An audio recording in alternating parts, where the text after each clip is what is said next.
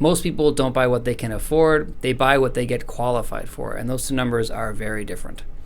Hey, my name is Jimmy. I'm a real estate agent here in Ottawa, and today I'm going to be breaking down how much money you can get qualified for based on salary range. So we're going to look at three ranges today.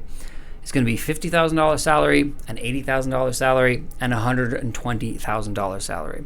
So I'm going to share my screen and go over some of the details that make up the difference between getting approved and qualified and what that means to you, because the bank will give you the maximum amount you are qualified for based on your gross income, but we don't live on gross incomes. We live on net incomes, and we need to be able to make sure that we do not overstretch ourselves and then walk away being house rich but mortgage poor. It is not a nice place to be in. So let me share my screen. We're going to go over a few numbers here to give you an idea of what exactly you can afford. Okay, so the first thing I have here is what I call the 60-30-10 rule. Now, in some places, that's the 50-30-20 rule, where 20% would be going towards savings and debt allocation. But it is challenging to be able to save 20% in today's economy in Ottawa, especially where house prices are. So allocating a little bit more money toward your needs, a little bit more money toward your housing costs, that's where that extra 10% went. So ideally, your housing costs are somewhere within this 30 to 40% range of your needs. Now, I know that's a pretty big chunk of your needs section, but unfortunately, housing in Ottawa is quite expensive. But at least this will give you a rough idea of where your breakdowns need to be. So here are the ranges we're looking at. We're looking at $50,000, $80,000, and $120,000. And I've broken those down into a few sections. The first one is your monthly gross income. So this is what you can get approved for. That's the amount that a bank's going to look at and say, okay, you make X dollars per month. This is what you can get approved for. And they have ratios for that. So let's say you have no debts, you have no car payment, you have no student loans, you have no credit card payments, no minimum payments, no nothing. Well, they might approve you for up to 39% of that gross income. So let's just quickly look at what your gross income would be. So there are the three numbers for your gross income based on those salary ranges. Now, if you get approved based on that gross, you're coming out to these three numbers. So you might get approved based on those numbers, but we don't live with those numbers. Those aren't the numbers that we base our cash flow on, how much money we need to allocate for groceries, for entertainment, for emergency funds. These are the pieces that the bank will approve you on, but not what we live off of. So let's look at what it would be when you take away your taxes and any other expenses that come off your pay stub. So I use 25% to take off your gross to be able to come up with the monthly net. So this gives us a rough idea of, hey, every month, this is how much is coming in. So how much of that do I want to allocate toward my housing needs? Well, if we base it off of 35%, this is where the numbers get to us. So if you're earning those three numbers for those different salaries, that's the rough range of how much you might want to place of your monthly income into housing. And that's a great place to start, because then based on those three numbers of $1,200, $1,900, and $2,900, we can reverse engineer and come to an idea of, okay, well, what then would an average or approximate purchase price be if I wanted to stay within those numbers? Can I find a home that makes sense based on my salary? So let's quickly jump over to a mortgage calculator app and look at what you'll get approved for at $50,000, and then we'll come back and see and look at the difference between how much it is they'd approve you for to how much you would actually want to allocate based on your monthly net income. So this is the Government of Canada mortgage calculator site. I like this one. It's a little bit clunky. It looks sort of like late 90s, early 2000s, but it gives you the information you need to be able to make this work. So add a $50,000 salary. Now we also included a few extra things like heating costs and property taxes, and those are on the conservative side. But we didn't include credit card payments, car payments, or any other debt payments like student loans. So when I ran those numbers, your maximum amount at a 5% down at 4% per year over 25 years is going to be $232,000. Now, we want to sort of know, okay, well, great. The bank's going to give us $232,000 with 5% down. Lovely.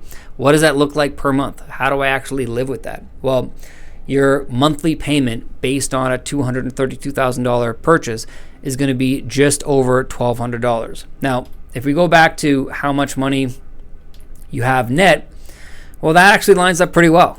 Your affordability actually makes sense within those spaces. But we need to include a few other costs.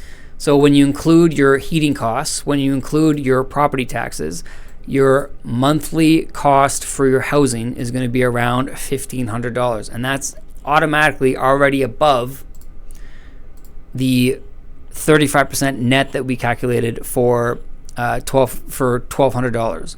So it's going to be one of those decisions where you're going to say, okay, if I really want to make this work, am I going to be able to give up some of the other needs and wants or savings based on this chart of $300 somewhere to be able to make your purchase work? Now, the other factor that we want to look at is there even anything out there that's a maximum of $232,000 in the city of Ottawa? Well, I want to sort of go and show you an idea of what this is. So here's a site. This is Redfin. It's just sort of nice because it's fairly user-friendly. And I did a search of up to $235,000. Now, in Ottawa, if we just strictly look at Ottawa, there's not a whole lot available. There's definitely a few condos. There's definitely going to be a few mobile parks available.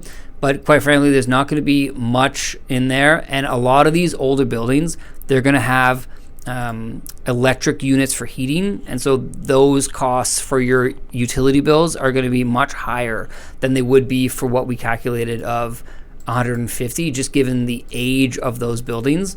Not all of them, but some of them will be. So this is where it's challenging in the city of Ottawa. But let's say you're willing to look outside of it. So let's scroll out and go into a bit further out. There's definitely going to be ones available like in smaller areas. Yeah, so a little more cottage area here. Let's look at this layout here. Okay. So there's definitely a few, but even then, Ontario is just expensive for residential real estate, and there's not going to be a whole lot that, might work for you. Now that's an interesting one. For under this purchase price. So this is a really tough purchase price to be able to make it work. Now, I'm sure if we zoomed out and went further, let's look over in, here we go, Sault Ste. Marie. Or is that Sault? Yeah, Sault Ste. Marie. Okay, well now all of a sudden, within the city of Sault Ste. Marie, there's a number of places that, whether or not the insides are good or not, but at least there's a number of homes available, way more than the city of Ottawa needs. Okay, well, let's jump over to the next salary need of $80,000. So we know for $50,000, your maximum purchase price is going to be around $232,000, and that's for solo one person. So if you're two people making $50,000, this changes everything. You can sort of run the numbers from the dual income there, but we're going to go on solo income. So for $80,000, where are we going to be? At an $80,000 salary with 5% down, your maximum purchase approval roughly is going to be $430,000. Now, let's break this down and exactly does that even make sense based on your gross or net income? So when you look at your mortgage payment plus your average heating costs plus your property taxes, your monthly cost to purchase a home in this amount is going to be roughly $2,584. So $2,500. And if we go back to here, $2,500 of our net income is going to be about 50% of what we take away. So it's possible, but it doesn't mean that makes sense for how much you want to give up of your net income toward housing. Well, we know that roughly between 30 and 40% is sort of where we try to land. So you're not far off it, but we're definitely going to be above it, meaning other things like savings and wants are going to have to be reduced in your monthly budget to be able to make this work. Now, let's sort of find out, are there even houses in Ottawa that are around the $430,000 mark? So let's go back to here. We're going to change our pricing, and we're going to look at, we're going to go up to 250, and we're going to zip this down. Let's do 425. So all of a sudden, you can tell there is way more available within the city of Ottawa and even on the outskirts. Now, a lot of these, Let's take a look. A lot of these are going to be condos, or they're going to be stacked townhomes, or row units like this. Now these might have condo fees, and that will impact your affordability as you have to add in, let's say, a $200 to $500 condo fee per month. That's going to change how much you're going to get approved for.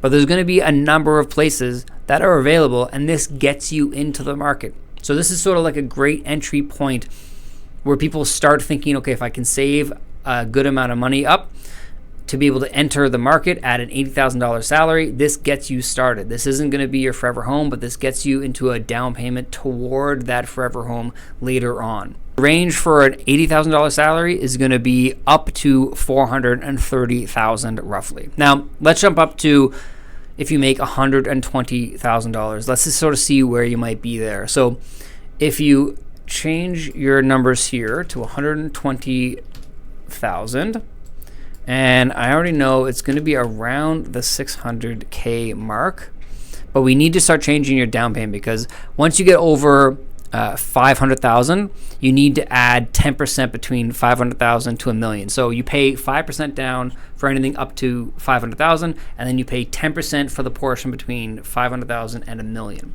So we're just going to change this number to a number, and we're going to just make it $35,000. Now we're going to calculate this, and it's going to come out to, okay, so at $120,000 a year, you can afford a $600,000 house, and there's still some room to grow. So let's sort of max this out. Just want to see how high we can actually get before it says we are not. So I need to change the down payment. Okay, so I think we can add a little bit more. Can we get to 700,000? This. No. Okay, so this is the first time we've shown a decline. So now all of a sudden we are exceeding the 39% of your TDS. So let's lower this to 680, and then we're going to have to change this. Let's set it for one. All right, there we go. And we're right on the edge here.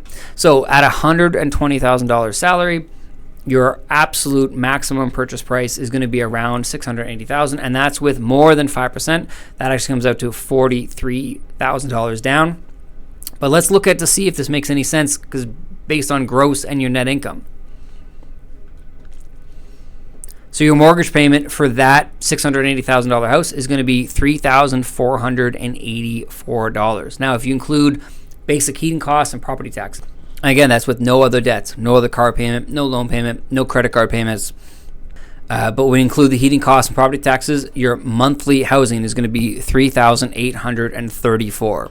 So let's look at that and see if it matches up. So $3,834, you definitely have room for that as your net income of $7,500. All right, that looks good. But if you're trying to stay within a range of $3,500, you are already a couple $100 over. So again, you're going to have to look at your pie chart of your needs, wants, and savings and determine how much of your wants and your savings you're willing to sacrifice and put toward a higher percentage of housing.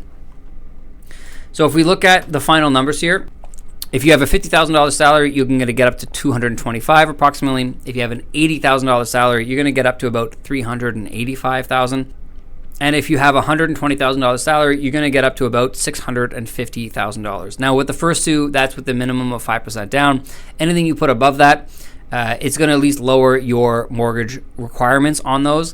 And then for $120,000, you had to have a larger payment, and that one came up to about $45,000. Let's look to see what someone might be able to afford if they are making $120,000 in the city.